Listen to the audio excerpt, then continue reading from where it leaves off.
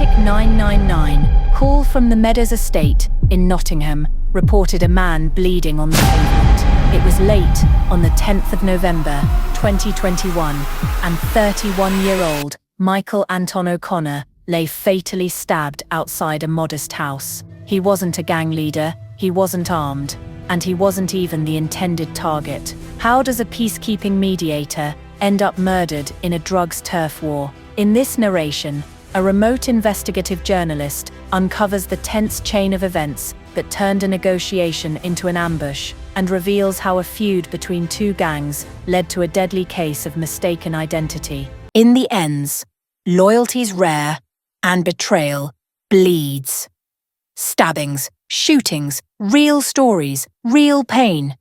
This is Ends Unshanked, where the silence breaks.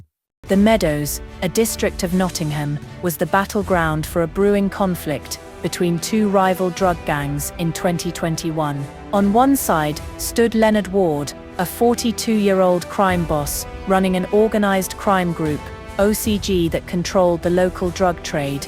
Ward's crew was entrenched in the Meadows, an area they saw as their territory for dealing. On the other side, Tremayne McKenzie was an up-and-coming drugs baron, recently released from prison and determined to win back control of the lucrative Meadows market. McKenzie's crew had started moving in on Ward's turf, antagonizing the established gang as they vied for dominance. Both groups were steeped in gang culture and ready to use extreme violence to protect their business. By the autumn of 2021, this turf war had escalated dangerously. Police and later courts would describe it as a violent turf war, a battle for control over drug supply in the Meadows. Ward's gang felt threatened by McKenzie's crew, especially by McKenzie himself, a street-hardened figure willing to arm himself and his followers to take over the area. According to a judge's later remarks, it was almost inevitable these groups would clash. McKenzie's activities antagonized his rivals, which culminated in the tragic death of Michael Anton O'Connor. Michael O'Connor was not a member of either gang, but he was well known and well liked in the community. He knew people on both sides of the dispute, and as tensions rose, he stepped in to help defuse the situation. In fact, those who knew Anton, as he was known, say he was trying to stop violence from erupting. On the night of the 10th of November 2021, O'Connor agreed to act as a peacemaker, a broker between the feuding gangs, meeting one side on behalf of the other. That night, a meeting had been arranged for around 10:15 p.m. on Wilford Crescent West, a residential street in the Meadows. This was supposed to be a truce meeting between the rival leadership. The intended attendee from McKenzie's side was Tremayne McKenzie himself, the very target Ward's gang wanted to eliminate. But McKenzie made a fateful decision. Instead of going personally, he sent his trusted friend Michael O'Connor in his place to negotiate on his behalf. Anton O'Connor walked into the Meadows that night as a mediator, unarmed, in street clothes, not expecting a fight. He would never return alive. Unbeknownst to O'Connor, the meeting was a deadly setup. Ward's gang had no intention of peace talks. They had arranged an ambush. They believed the rival Nottingham drugs kingpin would show up, and they were prepared to take him out. O'Connor was not the main target, but the hitmen lurking in the shadows did not care, or perhaps did not even realize that this was a different man stepping into the trap. The moment Anton arrived outside the house at Wilford Crescent West, masked attackers closed in. It was a brutal pre-planned ambush by hired hitmen. O'Connor was stabbed in the chest, a knife piercing his heart, before he even knew what was happening. Neighbors would later recall finding him collapsed on the pavement, mortally wounded. He died shortly after, at Queen's Medical Center Hospital, despite efforts to save him. The murder of Michael O'Connor was not a spontaneous street fight. It was an organized hit, orchestrated days in advance, by Leonard Ward's gang. Knowing the rivalry was coming to a head, Ward decided to take out McKenzie before McKenzie could threaten his grip on the local drug market. But Ward didn't want the murder tracing back to his doorstep, so he brought in outside help for the dirty work. Leonard Ward reached out to Benjamin Taylor, a 38-year-old associate known as a Manchester-based drugs lord, to assemble a hit squad. Taylor agreed to help. He handpicked 3 trusted enforcers from his own criminal network. Joseph Boscombe 41, Joshua Agbula 30 and Michael Mingoes 21, and gave them a mission: travel to Nottingham and eliminate the rival dealer. These 3 men were deliberately chosen for their size, aggression, and willingness to use extreme violence. Crucially, they had no personal links to Nottingham, which Taylor and Ward hoped would make it harder for police to connect the hit back to local gang members. In gang terms, they were clean hitmen, outsiders brought in to do the job and disappear. Taylor and his trio of hired hitmen traveled from Manchester to Nottingham by car ahead of the planned attack. They did not come unprepared. On the way, getaway driver Gemma Fearon, 39, made a stop so the men could buy changes of clothing, a calculated move to avoid forensic identification after the crime.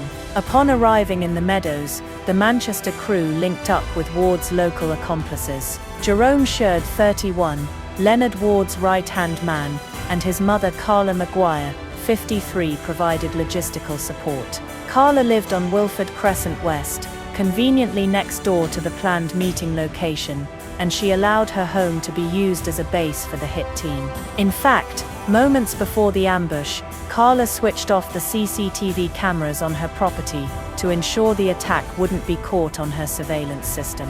The 3 Manchester hitmen were effectively holed up at Carla's house under the care of Carla and her son Sherd until everything was ready. Meanwhile, Paula Usherwood, 39, a member of Ward's gang, played the role of the lure. Earlier that day, Paula arranged the meeting with the rival gang. It was Usherwood who contacted the intended target and set the time and place. On the night of the 10th of November, her job was to meet the rival representative, expected to be McKenzie, under the guise of discussing a truce, effectively steering the victim into the kill zone. Everything was in place. The hired killers were armed and waiting. The local house's CCTV was shut off, and a getaway plan was ready. Around 10:20 p.m., Michael Anton O'Connor arrived at the darkened meeting spot on Wilford Crescent West. Instead of a conversation, he was met with a gang of masked men brandishing knives. In a sudden onslaught, they attacked the unarmed negotiator. Anton O'Connor was ambushed by multiple assailants and stabbed through the heart in a matter of seconds. The attack was so ferocious and one-sided that detectives later described it as cowardly in the extreme, a coordinated gang assassination on a man who never stood a chance. The plan had been to kill Tremayne McKenzie, but the assassins struck the wrong man. In the immediate aftermath of the stabbing, confusion rippled through the rival gang. Michael O'Connor had been in phone contact with McKenzie that night, essentially reporting in as the meeting took place.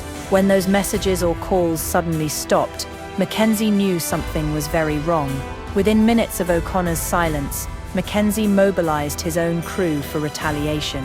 According to court evidence, when McKenzie lost contact with O'Connor, he and his group quickly figured something bad had happened and went looking for the other side. The McKenzie group armed themselves. They had at least one loaded handgun and knives, and roamed the Meadows determined to strike back. What followed was a brief but explosive burst of violence in the quiet residential streets. Just minutes after O'Connor was murdered on Wilford Crescent West, Tremayne McKenzie and several associates found one of the perpetrators, Paula Usherwood. Usherwood had helped set the trap. Now she was identified as a target for revenge. McKenzie's crew caught up with her on nearby Mickleden Close. In that dark street, McKenzie cornered Paula Usherwood and aimed a pistol at her at point-blank range. This was street justice, swift and merciless, the gang leader confronting a woman who moments ago had been on the giving end of an assassination plot. McKenzie pulled the trigger, but the gun jammed. The semi-automatic pistol failed to discharge a round. CCTV footage later showed McKenzie frantically fiddling with the handgun in an attempt to fire, even ejecting a live cartridge onto the ground in the process. But in that instant, the weapon's malfunction saved Paula's life. She escaped with her life by a sheer twist of fate, a misfire at the critical moment. The scene in the Meadows descended into chaos. In the span of a few minutes, multiple violent incidents unfolded as a direct result of the botched ambush. Later that night, emergency calls to police reported a flurry of crimes. a brawl in the street, a person attacked with a baseball bat and handgun, a car set ablaze with people seen running from it, and even a panicked report of an armed carjacking.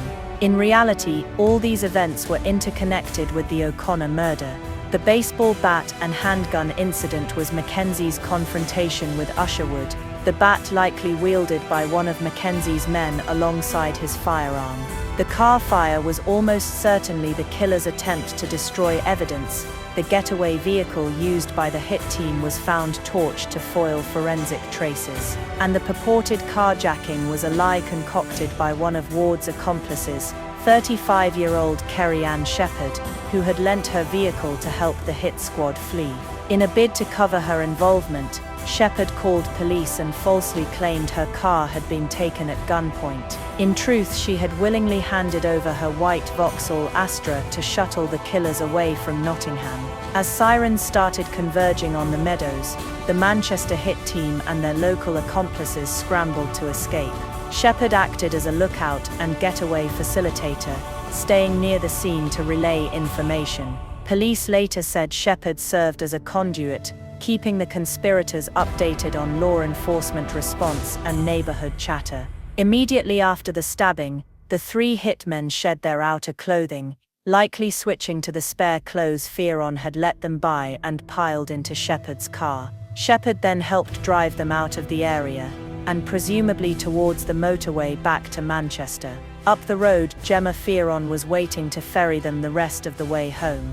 The team successfully slipped out of Nottingham under cover of that chaotic night. By the time police secured the stabbing scene and began investigating, the assassins were already long gone down the M1. The Nottinghamshire police launched an intensive investigation into Michael O'Connor's murder, an investigation they codenamed Operation Haversack.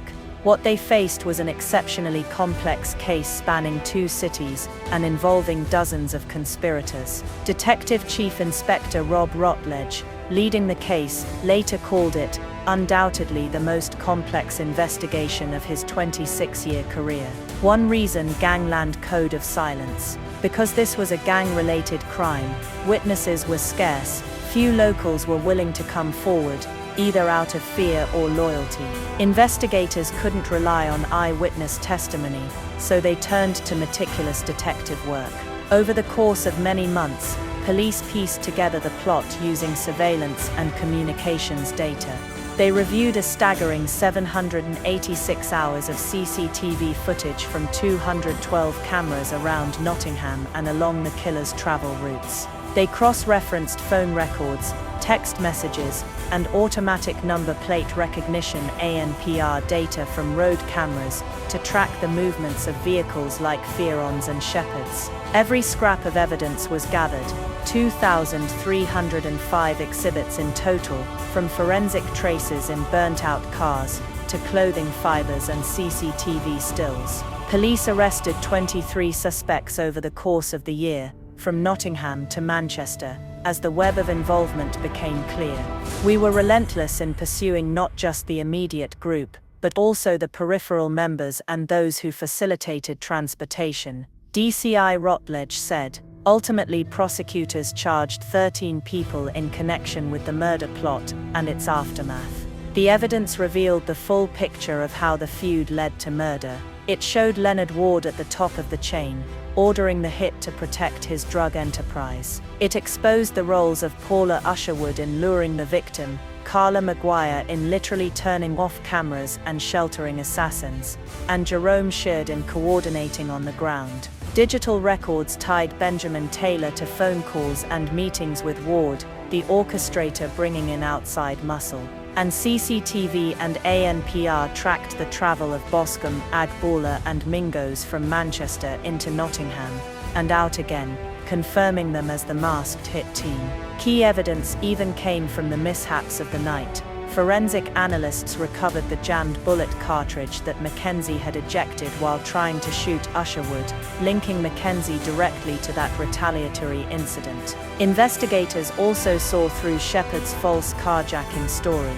Cell site data and CCTV proved she was in constant contact with the killers, not a victim of theft. Piece by piece, detectives reconstructed the timeline of betrayal, violence, and cover-up that defined this case. After a year of tireless work, police and prosecutors were ready to bring the perpetrators to justice. The case was so extensive that 2 major trials were held in sequence. The first trial, focusing on the murder conspiracy, lasted 33 weeks, one of the longest in Nottingham's recent history. The second trial dealt with related drug and firearm offences and the immediate retaliation plot by McKenzie's group. In June 2023, the verdict came for the murder of Michael O'Connor.